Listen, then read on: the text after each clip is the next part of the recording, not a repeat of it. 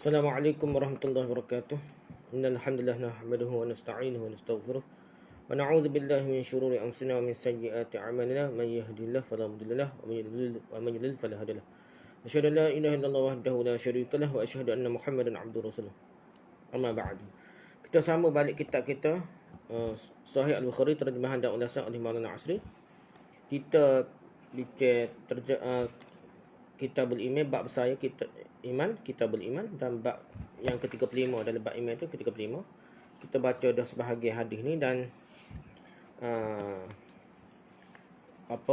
ada perbahasan tentang perawi dan kita dah bicara dah sebahagian daripada hadis. Kita nak sambung lagi lah, nak sudah. Jadi kita baca hadis tu semula. Ismail bin Abi Uwais meriwayatkan kepada kami, katanya Malik bin Anas meriwayatkan kepadaku daripada bapa saudaranya Abu Suhail bin Malik, bapa saudara Imam Malik lah, daripada ayahnya, daripada datuk Imam Malik lah, Malik bin Abi Amir, bahawa beliau mendengar Talhah bin Ubaidillah, sahabat Nabi dah. Talhah bin Ubaidillah berkata, datang seorang lelaki kepada Rasulullah SAW dari penduduk Najd, dalam keadaan rambutnya tidak terurus. Kami dapat mendengar dengung suaranya, tetapi kami tidak memahami apa yang dikatakannya. Sehinggalah dia menghampiri kami. Rupanya dia bertanya tentang Islam. Maka Rasulullah SAW bersabda, 5 kali sembahyang sehari semalam. Orang itu berkata, adakah selainnya yang wajib ke atasnya? Nabi berkata, tidak, kecuali jika kamu mahu melakukan sebagai sunat. Rasulullah SAW berkata, ada berpuasa di bulan Ramadan. Orang itu berkata, adakah selainnya yang wajib ke atas saya? Nabi menjawab, tidak, kecuali jika kamu mahu melakukan sebagai sunat. Berkata perawi, dan Rasulullah SAW menyebutkan tentang zakat. Orang itu berkata, adakah selainnya yang wajib ke atas saya? Nabi berkata, tidak, kecuali jika kamu mahu melakukan sebagai sunat. Perawi berkata, maka lelaki itu pun pergi dan dengan berkata, demi Allah, aku tidak akan melebihkan daripada ini dan aku tidak akan menguranginya. Mendengar kata-katanya itu, Nabi SAW pun bersabda, akan berjayalah dia kalau dia benar dah. Okay, kita bicara dah banyak dah. Cumanya kita nak sambungnya. Dia bertanya tentang Islam, maka Rasulullah SAW bersabda, 5 kali sembahyang sehari semalam. Orang itu berkata, adakah selainnya yang wajib ke atas saya? Nabi berkata, tidak, kecuali jika kamu mahu melakukan sebagai sunat. Sekat ni lah, mata kaki ke 475. Salah satu punca penentu ibadat-ibadat tertentu sebagai fardu atau sunat. Nak tahu mana fardu, mana sunat. Hak fardu tu hak wajib, sunat tak wajib lah. Okey. Sabda Nabi SAW ini menunjukkan sembahyang lain selain sembahyang 5 waktu adalah sunat belaka, termasuk sunat witir lah. Hanya solat 5 waktu dalam sehari semalam itu sahaja yang fardu dah, tak termasuk sembahyang witir. Kerana itulah tidak ada siapa pun dari kalangan ulama yang mengatakan sembahyang seperti witir, 2 rakaat solat sunat subuh, sembahyang 2 hari raya dan lain-lain sebagai fardu. Paling tinggi pun mereka mengatakan sembahyang itu wajib sahaja, bukan fardu. Ada perbahasan mazhab kita, fardu ni wajib sama. Ada mazhab yang kata sembahyang witir itu wajib tapi tidak fardu. Dan istilah wajib itu pula di sisi mereka tidak sama dengan fardu lah. Seperti mazhab Syafi'i yang sama, okay? Fardu ni wajib. Mazhab Hanafi ke apa, fardu tu lain, wajib tu lain. Kita hanya dalam bab haji, fardu haji lain, wajib haji lain lah. Tapi dalam bab lain tak ada. Tapi mazhab lain bukan sahaja haji, bahkan dalam sembahyang pun ada dah. Ada fardu, ada wajib. Bahkan dalam rukun-rukun sembahyang pun ada rukun yang fardu, ada rukun yang tidak panggil rukun lah, yang panggil wajib dalam sembahyang dah. Zahir jawapan Rasulullah SAW ini bertentangan dengan ijtihad golongan Hanafiyah lah, yang mewajibkan solat witir dan lain-lain. Ia juga bertentangan dengan pandangan orang-orang seperti Istikhari dari kalangan Syafi'iyah. Istikhri ni suhu. Jadi Dr. Basik ni dia buat tesis, antaranya dia tahqiq kitab ni lah, Istikhri dia. Dia tahqiq, dia cek ke apa dalam kitab ulama usul ada mazhab Syafi'i ni. Dia tapi ijtihad dia adalah canggih-canggih jugalah. Jadi dia ni bertentangan dengan pandangan seperti Istikhri dari kalangan Syafi'iyah yang mengatakan solat 2 hari raya itu fardu kifayah. Begitulah. Ini kerana sabda Rasulullah SAW itu berarti tiada yang wajib atau yang fardu atasmu selain solat 5 waktu dalam sehari semalam. Yang lain semuanya sunat. Inilah hujahnya. Hak kata sembahyang 5 waktu saja wajib. Sembahyang raya tidak wajib. Sembahyang Jumaat tu ganti Zuhur dia wajib lah. Tapi sembahyang raya, sembahyang witir ke apa tidak wajib tu sebab ni lah. Tidak fardu, tidak wajib. Tapi mazhab lain kata tidak fardu tapi wajib. Lain fardu lain gitulah nah. Perbezaan pandangan ulama tentang istisna dalam sabda Nabi sallallahu alaihi wasallam tersebut. Istisna-nya kecuali. Ini dan kesannya kepada hukum Islam lah. Para ulama berbeza pendapat tentang istisna dalam sabda Nabi sallallahu alaihi wasallam, la illa an tatawwa'a. Kecuali yang sunat lah. Pada 3 tempat lah hadis tersebut dah. Adakah ia istisna muttasil atau ia istisna munqati'? Ada perbahasa pula dah. Orang yang berpendapat ia istisna munqati' menyimpulkan bahawa sesuatu amalan yang sunat apabila dibuat tidak wajib disempurnakan. Dan jika ia dibuat separuh jalan tidak juga ia wajib diqada ni. Jadi kita sembahyang sunat tiba-tiba berhenti tengah jalan dah. Tak perlu qada, begitu dia puasa sunat dah. Tu ada pendapat gitu dah. Mazhab kita begitu dah. Tapi ada yang lain bertentangan tak? Kata kena perhabis dah. Sunat pun kalau berhenti tengah jalan kena qada semua dah. Orang-orang yang berpendapat ia adalah istisna muttasil pula menyimpulkan bahawa sesuatu amal yang sunat adalah apabila telah dibuat wajiblah disempurnakannya, dan jika dilakukan separuh jalan maka wajiblah diqada dah. Jadi kena qada pula dah. Golongan Hanafiyah dan Malikiyah adalah antara golongan yang berpendapat istisna tu di situ adalah istisna muttasil. Kerana istisna pada asalnya adalah muttasil. Kena sempurna lah. Sunat-sunat pun kena sudah. Tak boleh main berhenti tengah jalan dah. Kena sudah lah jadi wajib. Kena wajib sudah. Dia start sunat pun wajib sudah lah. Puasa ke, semaya ke dah. Maka maksud sabda Nabi SAW itu bagi mereka ialah semaya fardu dalam sehari semalam hanya 5 sajalah. 5 waktu 5 semaya tu dah. Puasa pula yang fardu hanyalah di bulan Ramadan saja. Sedekah pula yang wajib hanyalah dalam bentuk zakat sahaja. Adapun selain daripada tersebut itu, maka semuanya sunat. Walaupun begitu, jika engkau melakukan sesuatu yang sunat, solat sunat kau, puasa sunat kau, sedekah sunat kau, maka wajiblah ia disempurnakannya. Dan jika engkau melakukannya separuh jalan saja, kemudian membatalkannya, maka wajiblah ia diqada. Bukan sunat-sunat wajib qada lah. Semaya puasa pun kena qada lah. Cuma Malik berbeza daripada Abu Hanifah. Daripada segi wajib diqada, sesuatu amalan sunat yang dikerjakannya jika ia tidak disempurnakan tanpa keuzuran. Jadi, Malik kata kalau tanpa uzur baru wajib qada. Mazhab Abu Hanifah ni tak kira ada uzur ke apa nak qada kalau berhenti tengah jalan. Adapun jika seseorang yang meninggalkannya kerana keuzuran, maka tidaklah wajib atasnya mengqada apa yang telah ditinggalkannya separuh jalan itu mengikut Imam Malik lah. Abu Hanifah dan pengikut-pengikutnya pula mewajibkan qada secara mutlak. Tak kira uzur ke tak ada uzur ke, kalau berhenti tengah jalan kena qada lah, wajib lah jadi qada lah. Sama ada suatu amalan sunat yang telah dikerjakan itu ditinggalkan kerana keuzuran atau tidak kerana uzur. Sakit perut tiba-tiba, ada emergency tiba-tiba berhenti sembahyang sunat. Serupa kena qada belaka mengikut Abu Hanifah dah. Bagi mereka sabda Rasulullah SAW, la itu bererti menafikan wajibnya sesuatu yang lain selain tersebut itu. Iaitu solat 5 waktu dalam sehari semalam, berpuasa di bulan Ramadan dan mengeluarkan zakat. Takdirnya adalah la yajibu alika ghairuha. Tiada yang wajib atasmu selainnya ghairuha. La yajibu alika ghairuha. Tidak yang wajib atasmu selainnya. Dan ia merupakan mustasna minhu. Mustasna minhu. Apa yang tersebut selepas illah pula merupakan mustasna'nya dah. Ini kaedah bahasa Arab. Menurut kaedah nahwu bahasa Arab, istisna daripada nafi memberi irti isbat. Penetapan dah. Nafi itu mengingkari lah dah. Pengingkaran. Maka ia berarti memanglah tiada sesuatu yang wajib atasmu selain itu. Tetapi kalau engkau melakukan sesuatu yang sunat, maka wajiblah atasmu menyempurnakannya dah. Dari kaedah. Dari bahasa Arab tu jadi khilaf ni perhagin lah. Maksudnya dipanggil mustasna minhu ni. Jadi dia tu lepas tu jadi irti isbat. Dia buat kena jadi sudah lah.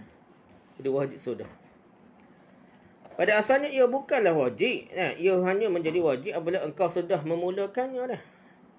Antara bukti yang menunjukkan suatu perkara sunat itu apabila telah mula dikerjakan ia wajib disempurnakan dan tidak boleh dibatalkan ialah firman Allah Ta'ala berikut.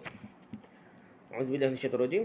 Ya ayyuhalladzina amanu atii'ullaha wa atii'ur rasul wa la tubtilu a'malakum. Bermaksud wahai orang-orang beriman, taatlah kamu kepada Allah dan taatlah kepada Rasulullah dan janganlah kamu batalkan amal-amal kamu dah. Surah Muhammad ayat 33. Wala tubtilu a'malakum. Jangan kamu batalkan amal-amal kamu. Hadis Aisyah yang diriwayatkan oleh Ahmad dan lain juga merupakan buktinya. Kata Aisyah, pernah pada satu hari aku dan Hafsah berpagi-pagi dalam keadaan berpuasa. Tiba-tiba kami dihadiahkan kambing. Maka kami pun memakannya dengan memutuskan niat berpuasa dah. Niat pagi tiba-tiba ada makan dia. Buka dah puasa makan dah. Gitu dah. Setelah Nabi SAW pulang, kami memberitahu kepadanya tentang apa yang berlaku dah. Pada ketika itu baginda bersabda, kami berdua berpuasalah pada hari lain sebagai gantinya. Nabi suruh puasa hari lain dah. Kata mereka perintah Nabi SAW itu memberikan erti wajib. Bukanlah puasa itu pada asalnya wajib. Tetapi ia menjadi wajib setelah mula dikerjakan. Dia start puasa kena. Sudah tiba-tiba dibuka, dia kena ganti hari lain. Hadis ni lah. Itulah maksud sabda Nabi SAW. Illa an tatawwa'a. Yang tersebut dalam hadis ini menurut mereka. Imam Bukhari, Syafi'i, Imam Ahmad dan lain-lain pula termasuk dalam golongan yang berpendapat istisna. Pengecualian di situ adalah istisna munqati'. Pengecualian yang terputus. Bukan bersambung ni. Istisna muttasil sebenarnya mazhab Hanafi itu. Istisna muttasil pengecualian yang bersambung dah semua sekali dah. Istisna munqati' ni pengecualian yang terputus. Bagi mereka solat yang fardu atau wajib hanyalah solat 5 waktu saja. Puasa yang wajib hanyalah puasa di bulan Ramadan saja. Dan sedekah yang wajib pula hanyalah zakat saja dah. Selain tersebut itu semuanya adalah sunat. Sesuatu yang sunat tidak wajib disempurnakan andai kata anda telah memulakannya. Anda boleh saja berhenti meneruskannya. Cuma ia sunat atau elok disempurnakan sahaja. Sunat nak sempurna. Dan apabila dibatalkan tidaklah pula ia wajib diqada. Cuma elok juga kalau diqada. Hadis tadi ia faham hadis Nabi tu. Elok Nabi bukan surah wajib, surah sunat dah. Gitulah nak faham hadis tu macam-macam. Antara bukti suatu perkara sunat apabila dimulakan tidaklah ia wajib disempurnakan ialah hadis yang diriwayatkan oleh An-Nasa'i dan lain-lain bahawa Nabi SAW kadang-kadang berniat untuk berpuasa sunat. Kemudian baginda berbuka memutuskannya dan tidak meneruskannya hingga matahari terbenamlah. Mula niat puasa sunat, lepas tu Nabi makan ke apalah berbuka dah. Kata mereka, kalau memulakan puasa sunat sebagai contohnya mewajibkan anda meneruskannya sampai sudah, tentu sekali Nabi SAW tidak memutuskan puasanya dah. Kerana itu berarti melakukan dosa dah. Wajib-wajib ni dosa ketinggalan dah. Dan Nabi SAW tidak akan melakukan sesuatu yang berdosa kerana baginda SAW maksum daripada dosa-dosa. Dalam Sahih Bukhari ini juga tersebut bahawa Rasulullah SAW pernah menyuruh Juwairiyah binti Al-Harith, isterinya, supaya tidak meneruskan puasa pada hari Jumaat setelah beliau memulakan puasa pada hari tersebut. Dan Nabi tak ada suruh berganti dah. Juwairiyah ni, dia puasa hari Jumaat, Nabi suruh buka dah. Ini semua menunjukkan suatu amal yang sunat apabila telah dimulakan tidaklah ia wajib disempurnakan. Hal ini jelas dalam masalah puasa, dalam masalah-masalah lain juga sama.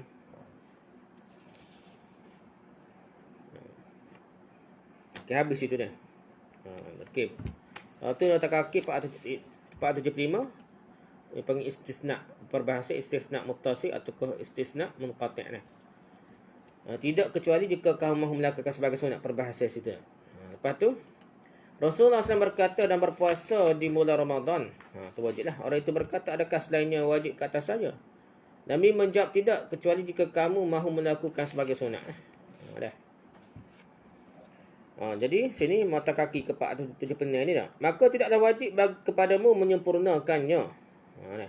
Meskipun engkau telah mula melakukannya, engkau juga tidak wajib mengqada puasa sunatmu yang dikerjakan separuh jalan. Beginilah takdir yang terima orang-orang yang menganggap istisna tersebut dalam sabda Nabi SAW tersebut ini sebagai istisna munqati'. Orang-orang yang menganggap istisna pengecualian dalam sabda Nabi SAW dalam hadis ini sebagai istisna muttasil, pengecualian bersambung, pula mentakdirkan begini, menganggapnya begini. Tidak, kecuali kalau engkau telah mula melakukan suatu puasa sunat, maka wajiblah atasmu menyempurnakannya.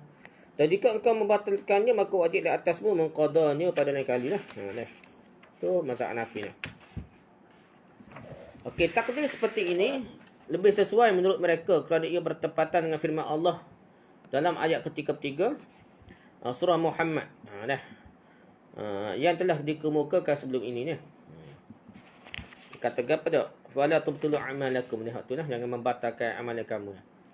Okey, bantah Al-Qastalani terhadap hujah golongan Hanafiyah dah. Qastalani ni jawab balik. Qastalani ni lepas pada Ibn Hajar dan Al-Aini dah. Ibn Hajar Al-Qastalani dan Al-Aini ni dia kata begah lah dah. Tok tua sama dah. Tok guru tu ada natu dua orang tok guru juga dah. Jadi Al-Aini ni mazhab Hanafi dia. Ibn Hajar Al-Qastalani mazhab Syafi'i lebih kurang gitu dah. Jadi Qastalani ada atas ke dia lah. Dia ni ambil dua tu, dia buat syarah Bukhari pula berdasarkan Ibn Hajar Al-Asqalani Fathul Bari dan Al-Aini lah Umdatul Qari dah. Jadi dia ni Al-Qastalani tak sahih secara sari dah. Gitulah syarah Sahih Bukhari dah. Jadi Al-Qastalani ni mempertikaikan golongan Hanafiyah yang menjadikan hadis ini sebagai dalil dan sebagai hujah mereka tentang suatu amalan sunat itu setelah mula dibuat wajib disempurnakan, kritik dah. Sedangkan bagi mereka wajib dan fardu itu adalah dua perkara yang berlainan dan berbeza sama sekali lah. Bercanggah ni. Sekali wajib dan fardu berlainan, sini fardu sebut. Tiba bawa hadis ni ni. Bagi beliau yani Al-Qastalani ni, mereka hanya mewajibkan bukan memfardukan. Bukankah mereka menganggap istisna di situ sebagai istisna muttasil? Ada pengecualian yang bersambung ni. Kalau begitu mengapa mereka tidak memfardukannya? Bab ni kata bab fardu dah tu dia bawa. Bicara bab wajib dah. Bukankah istisna mustasil menunjukkan mustasna adalah dari jenis mustasna minhu? Termasuk pada dia maksudnya wajib dengan fardu tu sama lah. Dia kan gitu dah. Solat fardu 5 waktu dia kritik dah. Solat fardu 5 waktu, puasa di bulan Ramadan dan zakat semuanya fardu. Bahkan rukuk Islam pula dah. Yang selainnya pula adalah sunat. Mengecualikan perkara sunat daripada perkara fardu berarti mengecualikan suatu yang berlainan dan berbeza jenisnya daripada mustasna minhu dah. Pengecualian daripadanya lah. Maka ada lebih tepat jika dikatakan istisna di situ sebagai istisna munqati' bukannya istisna muttasil dah. Jadi kritik lah. Jadi ramai memang jumhur ulama, majoriti ulama dia kata istisna muttasil, istisna munqati' dah. Pengecualian yang terputus. Maksudnya tak perlu qada lah. Tinggal tak wajib menyempurnakan perkara yang telah benda tu sunat habis itu dah. Dah. Lepas tu berkata perawi dan Rasulullah SAW menyebutkan tentang zakat. Orang itu berkata, adakah selainnya yang wajib ke atas saya? Nabi berkata, tidak, kecuali jika kamu mahu melakukan sebagai sunat. Dah. Jadi nota kaki ke 477 ni nak. Salah satu punca perbezaan pandangan para ulama tentang kewajipan mengeluarkan harta selain zakat. Dah. Imam Nawawi berkata, sabda Nabi SAW ini menunjukkan selain zakat, tidak ada yang wajib dikeluarkan daripada harta orang-orang Islam. Ia tepat sekali dengan satu hadis yang diriwayatkan oleh Ibn Majah dan lain daripada Fatimah binti Qais radhiyallahu anhu bahawa Rasulullah SAW bersabda, "Laisa fil mali haqqun siwa zakah." Laisa fil mali haqqun siwa zakah. Bermaksud tidak ada pada harta itu hak selain zakat. Hak wajib. Tetapi sajanya hadis ni terlalu dhaif ni. Terlalu dhaif, bukan dhaif sikit-sikit. Di dalam isnadnya terdapat Syarik bin Abdullah bin Abi Amir An-Nakhai, seorang perawi yang dhaif. Gurunya Abu Hamzah iaitu Maimun Al-A'war juga seorang yang dhaif. Pula dah. Selain itu hadis itu juga muttarib. Kerana ada satu lagi riwayat marfu' yang sampai kepada Nabi daripada Fatimah binti Qais radhiyallahu anhu juga Dia menyalihi hadis ini bercanggah. Perawi yang sama tapi bercanggah. Lafaznya adalah seperti berikut Inna fil mali la haqqan siwa zakah. Bermaksud sesungguhnya pada harta itu tidak ada hak orang lain yang memerlukan selain zakat Inna fil mali la haqqan siwa zakah. Sesungguhnya pada harta itu ada hak orang lain yang memerlukan selain zakat. Jadi ada hak, ada kewajipan selain pada zakat. Ada At-Tirmizi hak lebih kuatnya lafaz gitu bercanggah. Nak sapa berpuluh-puluh berbanyak perawi tu ada tukar dah. Dalam isnadnya juga ada Syarif bin Abdullah bin Abi Namir An-Nakhi, kerana ia juga tetap dhaif. Hadis tersebut hak kedua ni tetap dhaif. Bagaimanapun riwayat mursalnya daripada Asy-Sya'bi dengan lafaz yang sama adalah sahih. Hadis lain pula riwayat mursalnya Sya'bi, lafaznya adalah sama lah, sahih lah. Setengah ulama cuba mentakbitkan, menyesuaikan dengan keadaan lah. Kedua riwayat yang kelihatan bertentangan itu dengan berkata lah, apa yang dimasukkan di dalam hadis-hadis seperti hadis kepak penai, ini ialah yang wajib secara tetap dan berkekalan. Jadi hak berkekalan ni zakat. Tak tahu kena beri dia. Hak lain itu tengok keadaan dah. Hak lain kewajipan lain tu tengok keadaan dah. Dan apa yang wajib berdasarkan hadis riwayat Fatimah binti Qais secara marfu', secara sampai kepada Nabi lah. Atau riwayat Asy-Sya'bi secara mursal, itu adalah yang wajib dalam keadaan-keadaan tertentu saja, bukan secara tetap dan berkekalan. Hak zakat ni tak tahu. Cukup ke nisab juga apa, wajib bayar lah. Hak lain tu tidak ada bayar tetap lah. Terparut benar dah. Orang nak mati lah kita nak beri wajib. Ataupun mak pak kita nak kita nak beri dah. Gitulah. Kenapakah haji tidak tersebut dalam hadis ini? Haji tak ada dalam hadis ni. Kenapa dah? Hadis ke-46 ini nampaknya tidak ada yang tidak menyentuh lah tentang satu lagi amalan fardu yang juga amalan merupakan rukun Islam, iaitu haji. Tak ada rukun Islam sini, iaitu haji. Kenapa ia tidak disebutkan dalam hadis ini?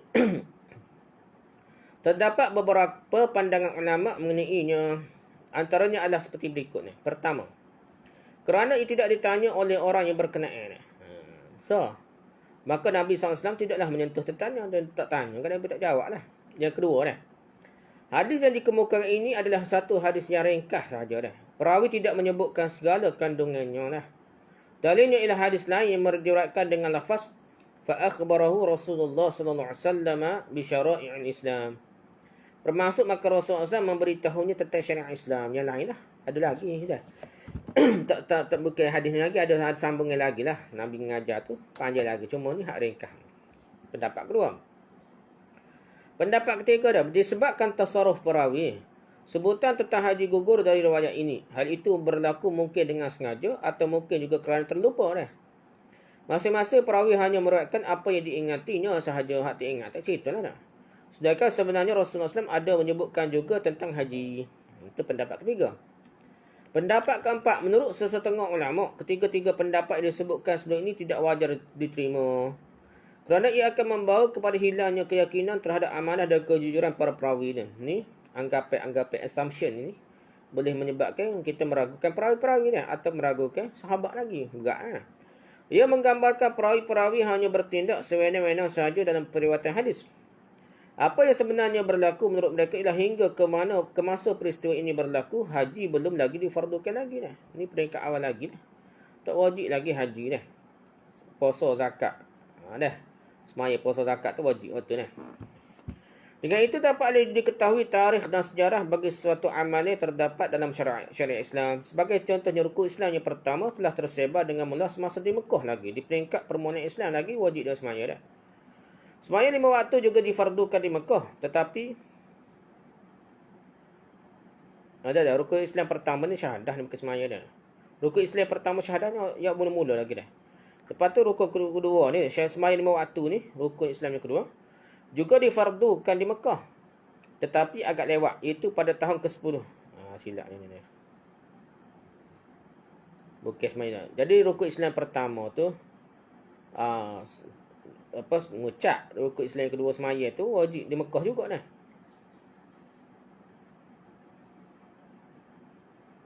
Betul dah. Sembahyang 5 waktu ini yang juga difardukan di Mekah lah. Selain dua kalimah syahadah tu mengucap dah. Sembahyang 5 waktu juga difardukan di Mekah, tapi agak lewat sedikit, iaitu pada tahun ke-10 kenabian. Iaitu pada malam baginda di Isra' Mi'rajkan. Jadi Isra' Mi'raj ni pada tahun 10 kenabian, bukan di Madinah dah, hijrah, bukan tahun hijrah, sebelum ke Madinah lagi lah. Masa di Mekah tahun ke-10 kenabian Nabi ni. Nabi kan duduk 13 tahun di Mekah, dakwah di Mekah, 10 tahun di Madinah. Nabi ni di Mekah tu selepas 10 tahun Nabi dakwah tu, barulah turun, barulah Nabi pergi Isra' Mi'raj, barulah difardukan sembahyang 5 waktu dah. Setelah Nabi SAW berhijrah ke Madinah, barulah zakat. Zakat di Madinah baru start wajib dah. Dan puasa bulan Ramadan difardukan pun setelah di Madinah ni. Mekah dah lagi dah. Hajilah yang terakhir daripada rukun Islam yang difardukan. Haji lewat benar dah. Menurut satu pendapat, ia difardukan pada tahun ke-6 Hijrah. So pendapat. Menurut pendapat yang lebih kuat, ia bahkan difardukan pada tahun ke-9 Hijrah. Baru fardu haji ni dah. Meh-meh bunyi tak ada. Tapi hak wajib sungguhnya tahun ke-9 Hijrah. Barulah Nabi suruh pergi, ada sahabat pergi, dan Nabi pergi tahun ke-10 Hijrah dah. Nah, itulah sebab sebenar kenapa Rasulullah SAW kadang-kadang kelihatan berbeza-beza dalam menceritakan suatu ajaran Islam pada orang ramai. Ini pendapat keempat lah. Kuat juga lah. Okey, pendapat kelima. Ada juga ulama berpendapat oleh kerana Rasulullah SAW nampak orang yang bertanya itu belum termasuk orang-orang yang diwajibkan pergi mengerjakan haji, maka bagi dia merasakan tidak perlu disebutkan tentang haji kepadanya lagi. Tapi tak kuatlah pendapat kelima ni. Kuat sekali hak keempat ni. Habis itu dah. Okey, perawi berkata dah, maka lelaki itu pun pergi dah, sahabat ni, Talha bin Ubaidillah kata dah. Perawi berkata, maka lelaki itu pun pergi dengan berkata, demi Allah, aku tidak akan melebihkan daripada ini dan aku tidak akan menguranginya. Dia kata gitu dah. Depan Nabi lah. Dah. Nota kaki ke-478. Apakah maksud kata-kata lelaki najat? Demi Allah, aku tidak akan melebihkan daripada ini dan aku tidak akan menguranginya. Dah. Maksud juga apa dah? Para ulama berbeza pendapat tentang maksud kata-kata lelaki berkenaan. Demi Allah, aku tidak akan melebihkan daripada ini dan aku tidak akan menguranginya. Berikut dikemukakan pendapat mereka mengenainya. Pendapat pertama, pendapat ulama yang pertama, maksudnya ialah aku menerima penyelesaianmu dengan sesungguh-sungguhnya. Aku tidak akan bertanya apa-apa lagi. Aku juga tidak akan mengurangi penerimaanku terhadapnya lah. Tak saya tanya dah ni pada hak ni lah. Tak saya tanya dah. Tu pendapat pertama dia. Pendapat kedua, aku tidak akan menambahkan lebih daripada apa yang aku dengar daripada ini. Dan aku juga tidak akan menguranginya apabila aku menyampaikannya kepada orang lain. Bukan tak saya je buat. Tak saya tambah nak ayat korang hak ni hak wajib ni. Korang pun tak saya dah. Hak ni just sekarang ni aku nak ajar kapur dia. Pengertian ini berasaskan pendapat orang-orang yang mengatakan lelaki yang bertanya itu adalah wakil atau utusan kaumnya dah. Jadi dia ni cakap atas nama keturunan apa? Wakil utusan kaumnya lah. Orang kapur dia dah. Jadi orang kapur dia ni dia akan sampai pun tu lah orang kapur dia dah. Tak saya tambah lah. Haji tak sebut dah haji ni gitulah. Pendapat ketiga, aku tidak akan melebihkan sesuatu yang difardukan dengan mengatakan solat maghrib itu 4 rakaat misalnya dah. Dan aku tidak akan menguranginya dengan mengatakan solat asar umpamanya hanya 3 rakaat saja. Ni pendapat ni jauh lah kira-kira dah. Maksudnya tak saya tambah 3 kat 3. Tak saya buat bid'ah dah. Okey, yang keempat dia. Pendapat keempat, aku akan melaksanakan apa yang fardu ke atasku saja. Yang sunat-sunat tidak akan aku kerjakan. Walau bagaimanapun aku tidak akan mengurangi apa yang fardu dan wajib ke atasku lah. Jadi kena buat perabi. Ini pendapat yang terkenal paling ramai lah. Ulama berpendapat yang keempat ni lah. Buat fardu tinggal hak sunat lah. Tak apalah. Tu pendapat-pendapat ulama ni kena tahu pendapat lain. Jangan kita rasa pelik pula dengar lah. Ada yang pahal lagu lain lah. Okay, mendengar kata-katanya itu Nabi SAW bersabda, akan berjayalah dia kalau dia benar. Kalau dia betul, insya-Allah dia akan berjaya dah. Okey. Ni ngelahlah nota kaki yang 479 dah. Kata-kata Nabi SAW ini mungkin menimbulkan kemusykilan kepada setengah orang, bahawa bagaimana baginda mengatakan lelaki ini berjaya dengan semata-mata mengikut apa yang tersebut dalam hadis ini saja dah. Diriwayat kacai tu Nabi dah. Padahal belum lagi disebutkan kepadanya banyak perkara lain berupa perkara-perkara wajib yang lain, perkara-perkara yang dilarang lain dan perkara-perkara sunat yang lain tak ada cerita lagi dah. Ringkas sangat dah. Jawapannya ialah semua yang disebutkan itu sudah termasuk di bawah umum sabda Rasulullah SAW dalam hadis yang diriwayatkan oleh Ismail bin Ja'far. Riwayat Ismail itu tersebut dalam bab puasa dalam Sahih Bukhari. Ini juga dengan lafaz fa akhbarahu Rasulullah sallallahu alaihi wasallam bi syara'i'il Islam. Bermaksud maka Rasulullah SAW memberitahunya tentang syariat Islam. Yang lain dah. Ada lagi syariat Islam lain dah. Panjang lagi. Perawi ingat setara tu dah. Kerjaan lelaki itu dengan tidak mengurangi apa yang tersebut dalam hadis ini agak mudah untuk difahami berbanding kejayaannya kerana tidak mahu melakukan lebih daripada apa yang tersebut dalamnya. Ini kerana syariat Islam di zaman Rasulullah SAW itu bukanlah terus-menerus bertambah dari hari ke hari dan bulan ke bulan. Imam Nawawi menjawab, sebabnya Rasulullah SAW sudah mengatakan lelaki itu berjaya ialah kerana ia telah melakukan apa yang wajib ke atasnya. Tetapi ia tidaklah bererti jika dia melakukan lebih daripada itu, maka dia tidak akan berjaya. Buat lebih tak apa dah, kurang masalah ni. Bahkan tentu sekali dia akan lebih berjaya lah kalau buat sunat lagi lah. Cuma paling kurang, Nabi sebut tu paling kurang je buat kan, dia jaya dah, selamat dah, masuk syurga dah. Bertinggi ke rendah darjat tu lain lah. Kalau dengan mengerjakan apa yang wajib ke atasnya sahaja pun sudah menyebabkan dia berjaya, masuk syurga dah dan selamat daripada api neraka. Dengan melakukan perkara-perkara sunat di samping apa yang difardukan itu, tentulah dia lebih-lebih lagi berjaya dah. Intisari hadis dah. Isi kandungan hadis, isi intipati hadis. Pertama, solat fardu 5 waktu adalah rukun Islam. Ia difardukan ke atas setiap mukallaf yang dibebankan hukum syariat ni dalam sehari semalam sebanyak 5 kali sehari pada 5 waktu yang tertentu dah. Bukan mukallaf yang tidak dibebankan, wanita yang berhaid dan bernifah lah, itu wajib lah. Bukan mukallaf juga kanak-kanak dan orang-orang gila lah. Yang kedua, puasa juga salah satu rukun Islam. Ia juga difardukan ke atas setiap mukallaf selama 1 bulan setiap tahun, iaitu pada bulan Ramadan sahaja. Yang ketiga, zakat juga salah satu rukun Islam. Ia difardukan ke atas orang-orang yang memiliki harta tertentu apabila cukup nisab dan haulnya lah. Cukup bilangnya lah berapa wajib dia. berapa ribu cukup nisab berwajib dah. Haulnya setahun sekali lah dah. Cukup setahun dah. Yang keempatnya, solat malam atau qiyamul lail tidak wajib ke atas umat dengan ijma' para ulama. Ia juga tidak wajib ke atas Rasulullah SAW menurut pendapat yang lebih sahih. Kita sahih ni Rasulullah dikatakan wajib qiyamul lail dah. Tapi khilaf ulama lagi lah. Ada kata hak kuatnya, dia kata sini tidak wajib, kata Nabi tak wajib dah. Ada kata hak kita kenalnya terkenal wajib, Nabi wajib, umatnya tak wajib dah. Gitulah. Tapi hak kuatnya Nabi pun tak wajib dah. Yang kelima, solat 2 hari raya juga tidak wajib menurut jumhur ulama, majoriti ulama. Hanya segelintir ulama seperti Istakhri dari kalangan Syafi'iyah dan lain-lain mengatakan ia fardu kifayah. Ibn Taymiyah kata gini juga dah. Istakhri ni ulama besar mazhab Syafi'i dah. Istakhri dah. Yang keenam, puasa selain di bulan Ramadan termasuk hari Ashura dah pada 10 Muharram. Ashura dan lain-lain tidak wajib dengan ijma' para ulama lah. Terdapat khilaf di kalangan ulama tentang puasa hari Ashura itu sebelum difardukan puasa Ramadan. Sama ada ia pernah diwajibkan sebelum ini ataupun tidak. Ada kata sebelum puasa Ramadan dia wajib. Sunat tu tukar fardu Ramadan jadi hak tu jadi sunat pula Ashura. Pendapat ketujuh dah, tidak ada apa-apa pun yang wajib secara tetap pada harta milik seseorang selain zakat apabila cukup nisab dan haulnya dah. Pendapat ketujuh dah. Maksudnya tetap ni hak tiap tahun dah. Hak tu hak berkala lah.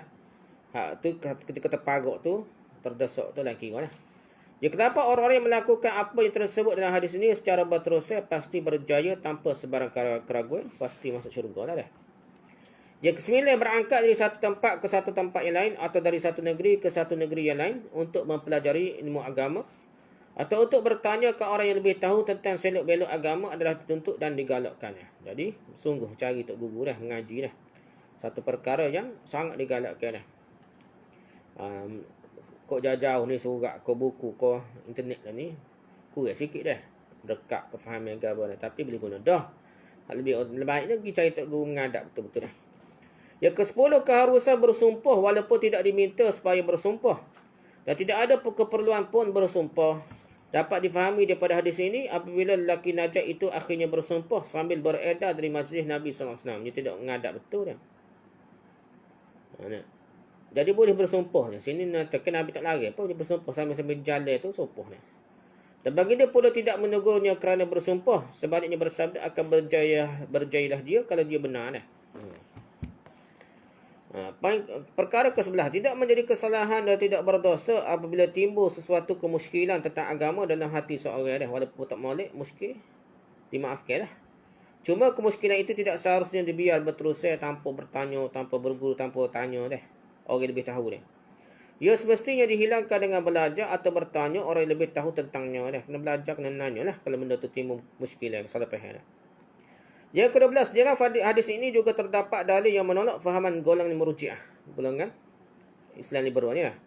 Kerana Nabi SAW mengaitkan kejayaan lelaki najak itu dengan syarat ia tidak mengurangkan mana-mana amalan wajib dan atau fardu yang telah disebutkan oleh baginda kepadanya. Jadi, dia berjaya masuk syurga ni dengan syarat dia buat fardu. Bukan hati aku bersih dah, tak semaya pun tak apa, tak tutup aurat pun tak apa, tidak dah. Tapi dia telah buat wajib fardu baru selamat. Tutup aurat kan wajib baru selamat dah. Dah, tapi tidak boleh confirm dah. Orang tak tutup aurat ni wajib masuk neraka, tak boleh gitu dah. Tu berkempangan akidah Ahlussunnah.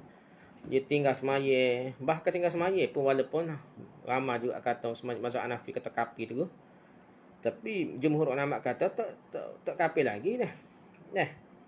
Dia tinggal semaya pun tak kafir lagi, bahkan kalau dia ada hadis di akhir zaman ni, hari tahun ngucap je. Semaya pun tak tahu apa dah.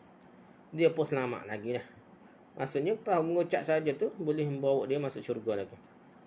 Setara tu dah. Jadi, masa tu tak apalah. Masa terparut. Tapi kalau orang tu, masa tidaklah jahil tu, tidak suasana dia masih boleh belajar, tiba-tiba dia tak semaya juga, tak aurat juga, maka berdosa lah dia, belum tentu dia selamat. Tapi kita nak hukum orang tu tak boleh. Ya ada banyak cara lah nak hukum orang ni ahli neraka, tidak zalim setara mana ke, pasti dia ni liberal, mestilah dia sesak ke apa, mesti masuk neraka ke apa. Oh payah benda tu banyaklah pengecualian ataupun kemaafan daripada Allah SWT boleh diberikan dah. Pengecualian itu mungkin ada sebab tertentu yang dimaafkan. Kita tak tahu dah. Kita tak tahu. Kita tidak boleh mudah menghukum kerja Tuhan dah. Tapi menghukum di segi tak semaya masuk neraka, boleh kata kita. Tapi orang tu tertentu tu payah. Banyak perkara lagi yang Allah yang maha bijaksana, ia boleh timbang taruh amal kebaikan dan keburukan, menyebabkan itu boleh ditentukan masuk syurga oleh Allah SWT. Kita tak tentu. Ada kebaikan yang orang tu buat, kita tengok sekali tengok nampak jahat orang ni dah. Tapi belum tentu di sisi Allah SWT. Allah yang lebih tahu dah. Okey, untuk perbincangan tersebut, lihat untuk semua perbincangan di atas Fathul Bari jilid 1 muka 106 hingga 108. Umdatul Qari jilid 1 muka 266 hingga 270. Irsyadus Sari jilid 1 muka 194 hingga 196. Al-Kawakib ad-Darari jilid 1 muka 180 hingga 183. Syarah Ibn Battal jilid 1 muka 104 hingga 107. At-Tadih jilid 3 muka 135 hingga 143. Lami ad-Darari jilid 1 muka 330. Faidul Bari jilid 1 muka 214 hingga 218. Kashful Bari jilid 2 muka 403 hingga 516. Nasrul Bari jilid 1 muka 315 hingga 320. Tufatul Qari jilid 1 muka 278 hingga 230. Saya bikin walaupun apa panjang sebenarnya. Ni intisari dah. Otak kaki panjang setara tu pau intisari ya. Nak faham hadis.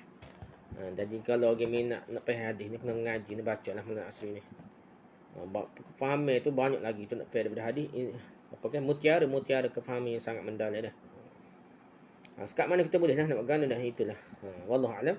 Subhanakallahumma hamdika subhanakallahumma hamdika subhanakallahumma hamdika asyhadu an la ilaha illa anta astaghfiruka wa atubu ilaik. Assalamualaikum warahmatullahi wabarakatuh.